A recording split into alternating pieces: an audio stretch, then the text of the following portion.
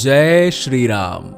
रामायण वाल्मीकि द्वारा रचित एक संस्कृत महाकाव्य है जिसमें भगवान श्री राम की गाथाएं हैं। रामायण में वर्णित घटनाओं को हमने बचपन से ही टेलीविजन में देखा है, लेकिन ऐसे लोगों की कमी नहीं है जो रामायण के सच होने पर संदेह करते हैं। ऐसे मंदबुद्धि लोग भगवान श्री राम के अस्तित्व पर भी प्रश्न उठाते हैं।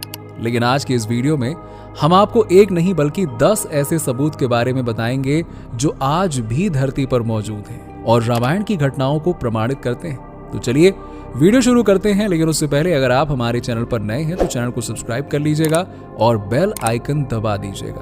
और हाँ, वीडियो शुरू करने से पहले मैं आपको रामायण की एक बहुत अच्छी चौपाई सुनाता हूँ। होई ही सोई जो राम रखी राचा, को करी तर्क बढ़ावे साखा।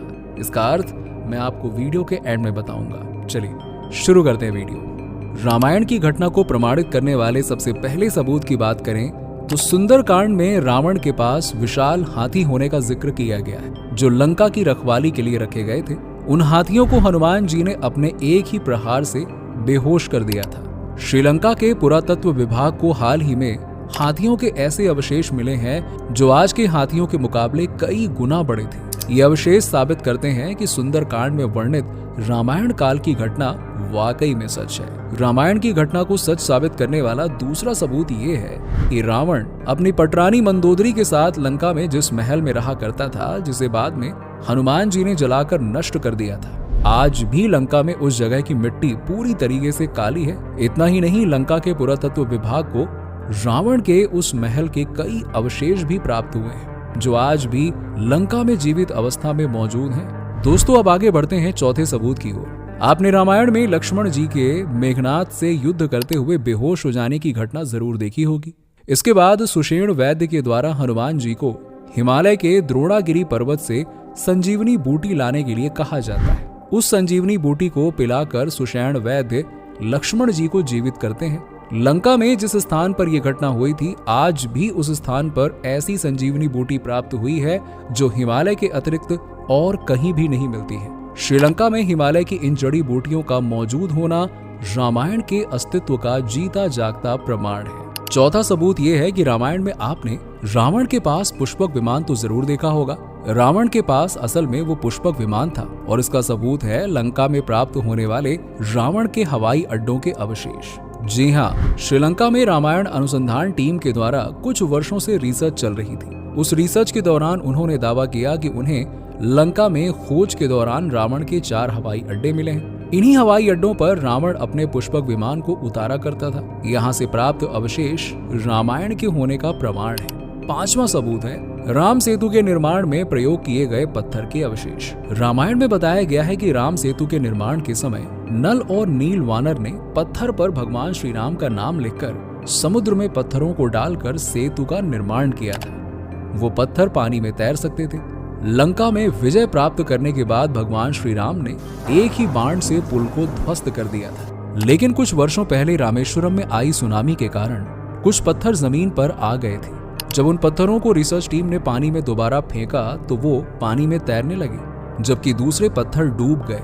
कार्बन डेटिंग से जब उन पत्थरों की आयु निकाली गई तो वो 7000 साल पहले यानी कि लगभग रामायण काल के ज्ञात हुए। रामायण को सच साबित करने वाला सबसे बड़ा सबूत है राम सेतु। इस सेतु को वैज्ञानिक एडम ब्रिज के नाम से जानते हैं, लेकिन हम तो भैया सीधी बात है राम सेतु जानते हैं। खैर, राम सेतु का पक्का सबूत तब मिला जब नासा की सैटेलाइट के द्वारा ये तस्वीर जारी की गई। इस सैटेलाइट तस्वीर में साफ तौर पर पत्थरों की लाइन बनी हुई दिखाई दे रही थी। इस तस्वीर को देखकर नासा के वैज्ञानिक भी दंग रह गए थे कि आखिरकार ये क्या चीज है। इस पर जब और भी ज्यादा रिसर्च की गई तो पता चला कि राम सेतु के पत्थरों के अवशेष आज भी समंदर की गहराइयों में गूगल अर्थ जैसी सेवाओं से देखे जा सकते हैं। 15वीं शताब्दी तक ये सेतु पैदल चलने लायक था, लेकिन बाद में आई एक सुनामी के कारण ये सेतु पूरी तरीके से समंदर में डूब गया।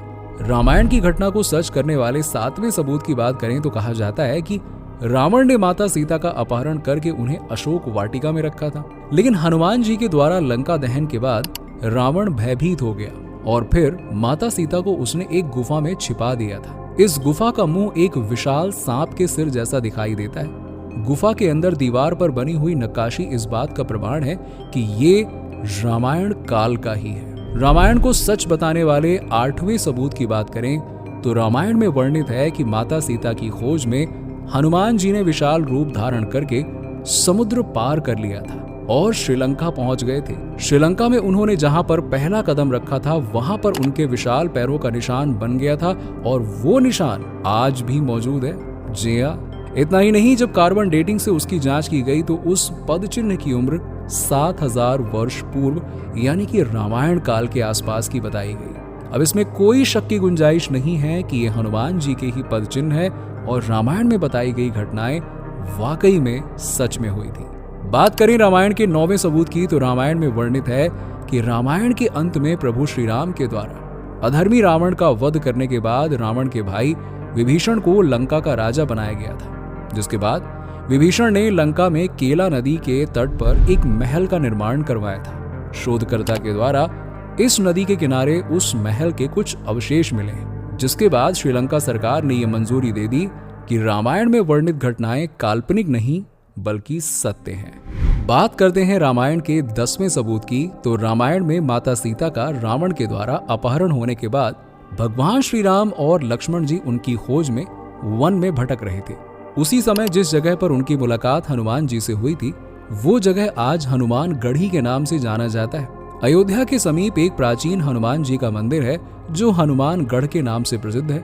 कहा जाता है कि यही वो जगह है जहां पर हनुमान जी से भगवान श्री राम की मुलाकात हुई थी।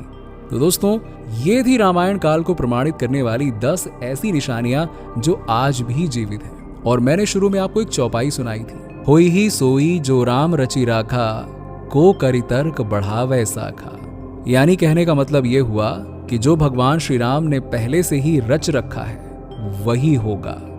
हमारे तुम्हारे करने से कुछ बदल नहीं सकता है। तो कहिए जय श्री राम।